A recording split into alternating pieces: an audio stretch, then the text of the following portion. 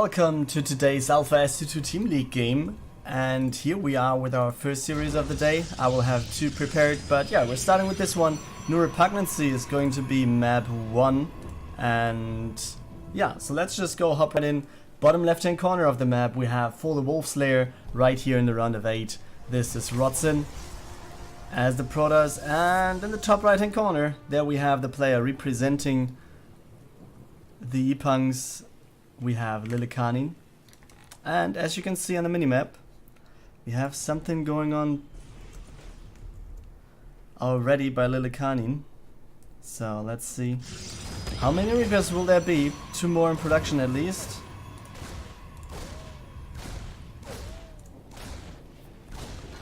And yeah, let's see. I mean, looks like an okay opening, but one Adept already shutting this down somehow. But yeah, more Reapers about to come. Zealot will go down. Another Stalker coming out afterwards for Rodzyn. And Lillekanin already kind of transitions out of this with the factory building at home. But yeah, obviously he wants to get some more worker kills. But how many can he get? And can he potentially get the Adept? Oh boy. Not getting the shield battery and losing a Reaper. That's not what you want to have here. Also, Stalker is out, so the chances of actually doing anything. Oh boy! That was close. The Reaper was like, okay, I can just hop right in and take a look at it. And he was right, but it was kind of close here. Yeah, and another Reaper goes down. We have no expansion there for Lillekanin, but as you see, there is an expansion for Rodzyn. He's not mining from it, obviously, because there is some pressure going on and he wants to go for some units.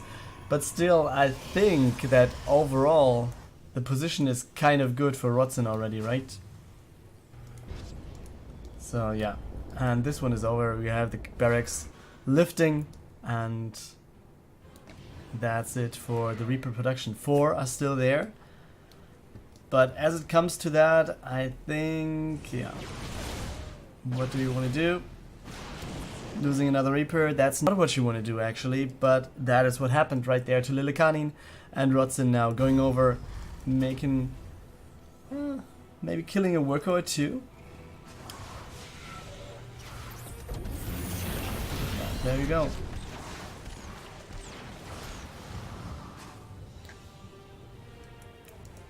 Okay, gets the Reaper at least, but yeah, he knows what's going on, that there's no expansion, that there's a bunker, that Lillekanin might be kind of afraid of any push coming at his base now. And this means that, yeah, Rodzyn taking a good spot. A lead of 7 workers, going for the robo already, having a shield battery, actually 2 in the main base.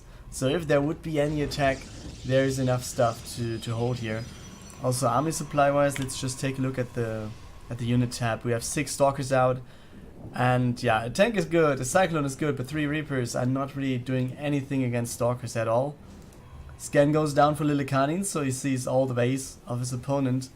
But still, the thing that he's missing is the command center right there.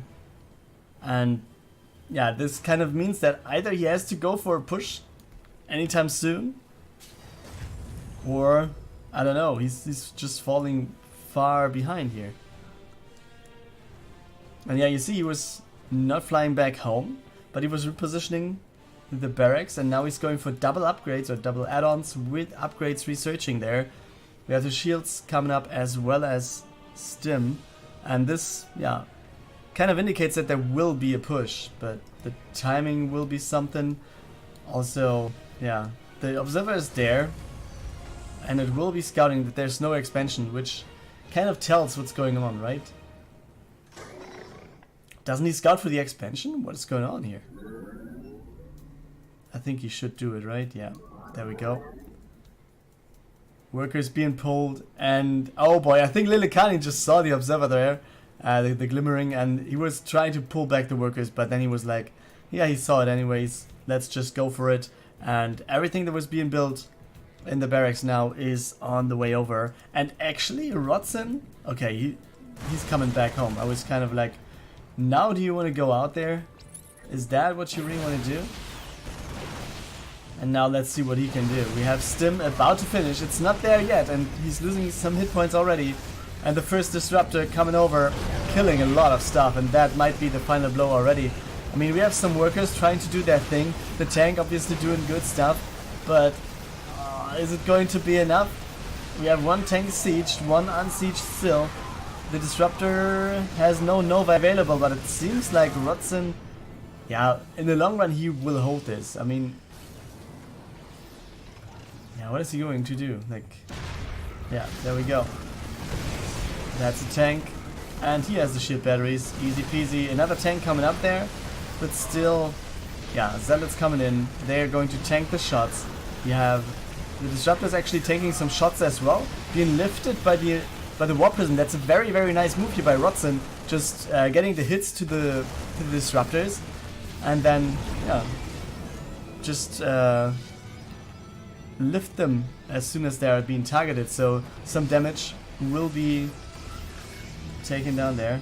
Oh, this Marine, such a sad story there.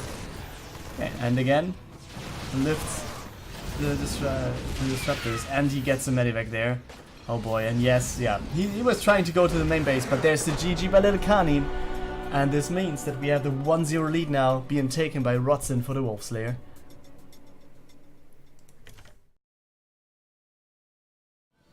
Here we are on Kairos Junction for our second game of this series, and in the top left hand corner we have our player representing the ePunks. This is going to be SpaceMarine. And over in the bottom right hand corner we have a guy.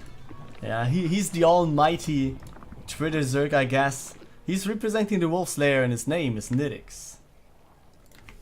So yeah, if you want to see some good tweets, I think you should definitely make sure to follow this guy. But yeah, that's just my 2 cents. But yeah, what do we see?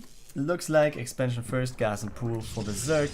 This looks like gateway expansion. So I guess the most common builds being there.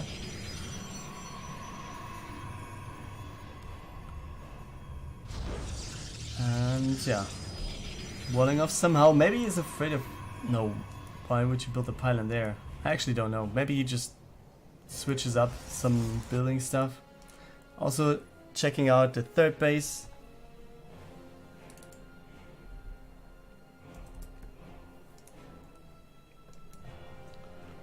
And then it's speed coming up. So yeah, everything's pretty much as expected, I would say. Gateway tech coming up. And we will have a Twilight Council build. But will it be Zealot Archon with Immortals potentially, with a Warp Prism then as well? Or do we see some Adept shenanigans? But I think that's not going to be the case. But let's wait for the units that are being built, and then we can maybe say something in that regard. So, SpaceMarine's probe going back home, and third base is up. Did he scout that actually? Yes, he did.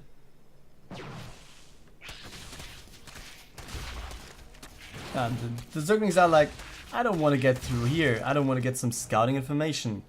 I'll just attack the Stalker and not get anything done. That's the way better part here.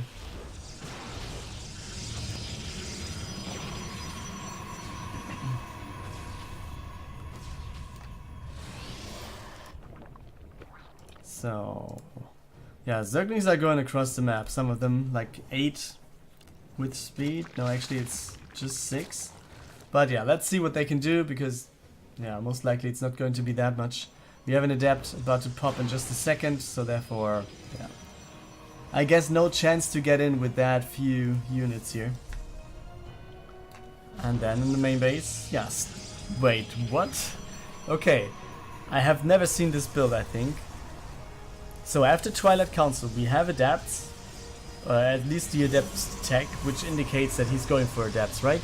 But then he's going for the Stargate, and he's going for double Stargate. So it's Adept double Stargate, which I can only put into, yeah, should be Phoenix, right? Or it could also be a Mass Oracle. It could be Phoenix or Oracle actually, I think. The only thing I don't expect that much is the Void Race, right? Okay, he's going across the map. What is it? Five of these adepts. And yeah, it's an Oracle. At least one Oracle first. Could still be the one Oracle that everyone builds to just go for some harassment and don't do that much with it and tag the army later on. And then switch over to Phoenix. But yeah, and there's the first Phoenix. So let's see. Okay, 2 workers going down already. But a lot of adepts already died as well. 5 workers in total. 5 workers for 5 adepts. Still an okay trade, I would say. Not the best one, not the worst one. But then let's see what the Oracle is actually going to do, because there's no spores. Not at all. What's that actually? Nitix network. So let's see what the... Okay, he's gathering the queens. And SpaceMarine is going back home. Okay. So there will be a Nitix. The question just will be, where is it going to be? There's a Zergling. I mean, he can't really go into the main base because there are Phoenix and there's no way he can actually sneak in an Overlord, I think. How would he do that? And other than... Wait, and as I say this, I simply didn't see the Overseer on the minimap because it was orange and yeah. You see what happens if the ground is orange and the Overlord is orange as well. We have a Nitix in the main base and this is Nitix going for it. 5 queens are there, Zerglings joining there as well. So let's see how this is going to end up. We have some adepts, we have some stalkers, and we have the Phoenix coming in. But what is he going to start killing here? There's a lot of energy on the queens, so transfuses might be coming up. Oh no, they are not really coming up. So that's somewhat of a mistake, I would say. But still there's a lot of energy on the Phoenix, so actually you could lift a lot of stuff and just take down everything here. One queen after the other. The Phoenix are not going to die. He just needs to survive against the roaches on the ground. And I think he has a good shot of doing so. Nevertheless, Nitix really is up in terms of army supply. So there will be something more to do with it. But what is his goal here? I mean, Spore Crawler is coming up. So that will be a problem for the Phoenix later on in this game. Still, also, SpaceMarine has to pull the probes here. Despite the fact that the Stalkers can't deal with it, and yeah. There we go. Spores are finished, Stalkers are there. I mean, he killed 18 workers. SpaceMarine has 27 now. We'll lose some more, I expect. Oh, the spores are unborrowed, so let's see if we can get a drone here or roach some Zerglings. Yes, he can. But obviously, he doesn't want to fight in range of the spores there. But will it be enough? I mean, the army fight kind of looks okay for SpaceMarine here.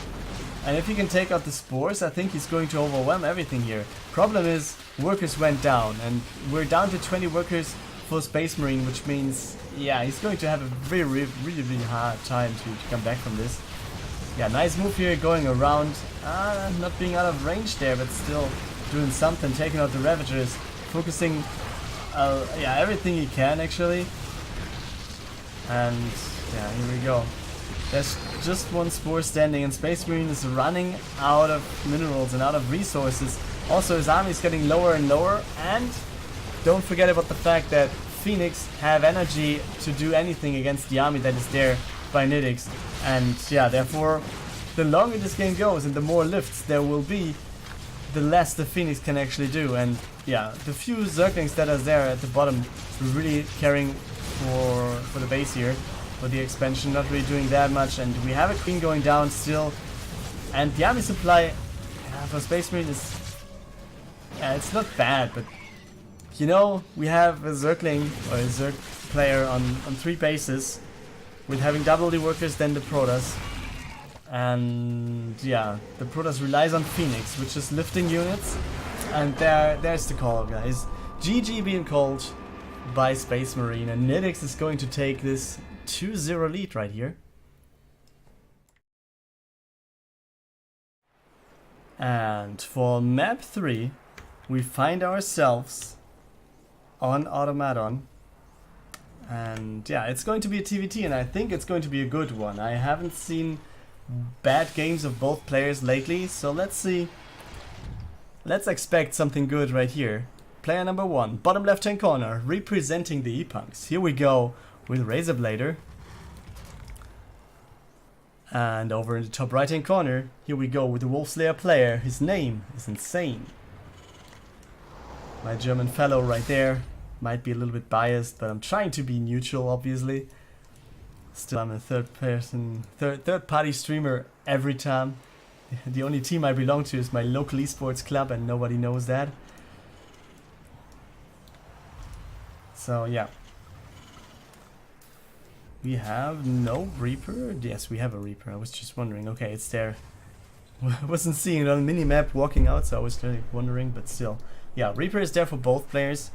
We have the factory there, InZaNe asking for a second. So let's just take a look at everything here.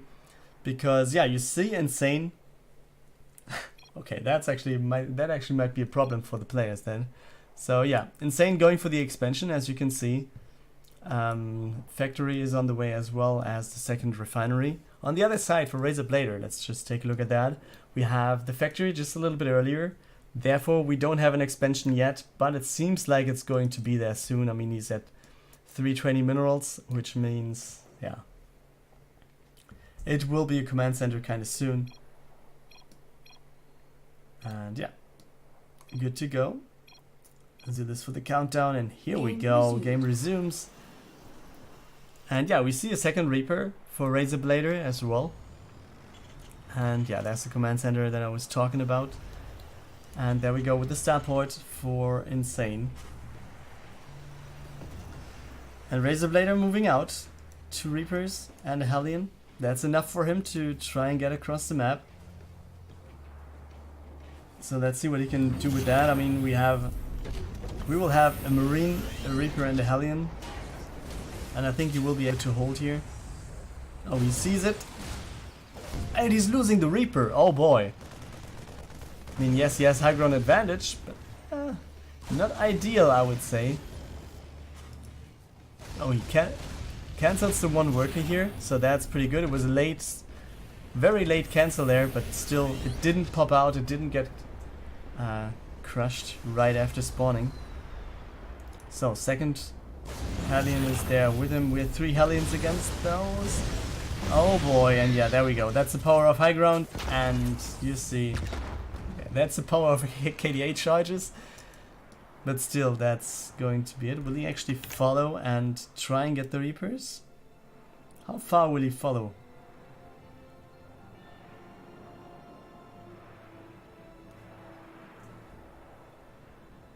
Actually, it's just checking for the third, it seems like. And behind this, a Raven is the choice. Marines coming up, tank there as well. Yeah, looks like InZaNe is planning on doing something here. Oh boy, and he's getting some workers at least. Losing all of his army though in the meantime. So that's something at least.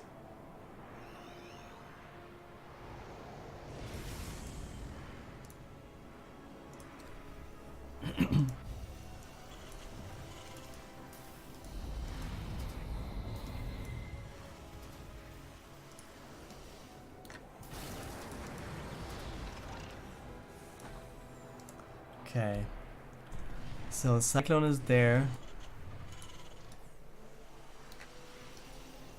Okay, I was just wondering, third base, but yeah, it's being built in the main. But let's take a look at this, because yeah, the tank is like not in my house, and RazerBlader just returns back to his safe place. I mean, Widow Mine still stays there. I think that's a good choice. Having a Widow Mine out on the map, obviously, yeah, not only gives you scouting, but most likely will take out one of the units that is going across the map then. He's actually also placing the Reaper there, which might be some sort of a bait here, which I really like. But then, let's see what InZaNe is doing in the meantime. Also, let's... Wait, do Medivacs get killed by Widow Mines? I don't think so, right? Not with one single hit. That would actually be pretty bad. Like, you're starting your Medivacs in the main base, going across the map to go over to this and fly into the main base. But I think Widow Mines don't take out Medivacs with just one hit, I guess.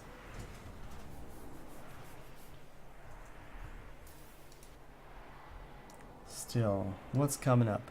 Marines over Marines. Stim on the way as well. Another tank is there for InZaNe. Third command center also being there. He's just saturating his 2 bases and then it's going to fly over, and that's exactly the moment we're at. So let's take a look at RazerBlader's base, where we have fewer workers, but just the 2. And I think he's going to fly over also kind of immediately, because he's at 44. He doesn't need more at 2 bases. So he's pretty fine here. Both players having a Raven available. So might be kind of fine against anything here. And other than that, what else do we have? Oh boy. Oh boy. He unborrows this one? Okay. Okay.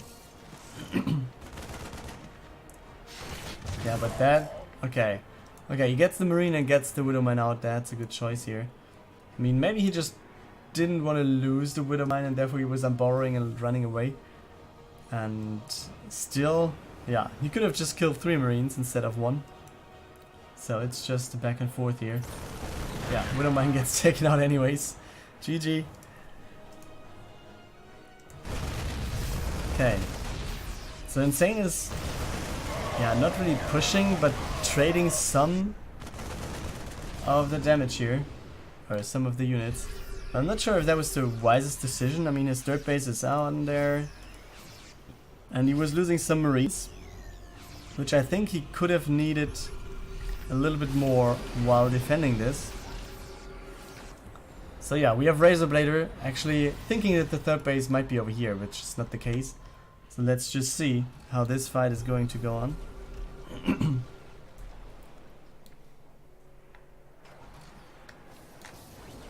RazerBlader has a problem if he wants to drop to the main base. Sensor tower is there for InZaNe. The Viking actually is a good thing against the Raven, as you can see. Anti-armor missile though hits a lot of stuff, but this... Oh boy, the Matrix is taking out the tanks there, as well do the other turrets, and this actually puts a good move here to InZaNe. So let's see if he can close out the game with this one, because it looks pretty good. And his team is up 2 maps, which means this is match point for him. If InZaNe takes the map, this clan war is over already. And the Wolf's Lair players will advance to the next round. So we see the green line of units from InZaNe coming across the map. RazerBlader though needs to position his guys. Like, he has 1 tank and he needs to have that sieged. If your tank isn't sieged, you're not going to do anything here. And actually, siege tanks of InZaNe shooting before anything happens, and I think taking out the tank here might already be it for InZaNe. He's really doing good here. Pressuring the third base now. Has some tanks in the back, has more tanks to siege right here. Sensor tower being taken out. 1 tank is there for RazerBlader, but is it going to be enough? I mean, the army spy is down by 30 for the ePunks player. Matrix also goes down, and there we go with all the tanks being sieged, and let's see how these InZaNe tanks are going to deal with everything. And I think the result is everything goes down. 17 workers went down as well. The tank is being close, damaged, and here we go with our winner. InZaNe taking game 3, which means that we have a 3-0 victory for the Wolf's Lair.